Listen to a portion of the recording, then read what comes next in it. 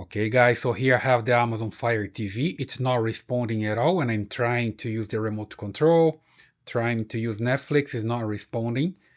I've already changed the battery on the remote, it's not working at all. So what I have to do is just turn the TV off and then turn it on again. There's no button here on the TV to turn it off.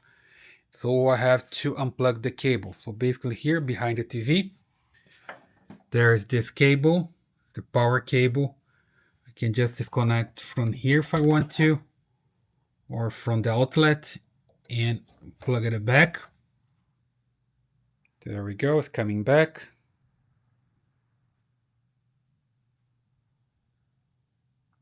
Okay, so it's back. Now I can use the remote control. Let me just try Netflix again.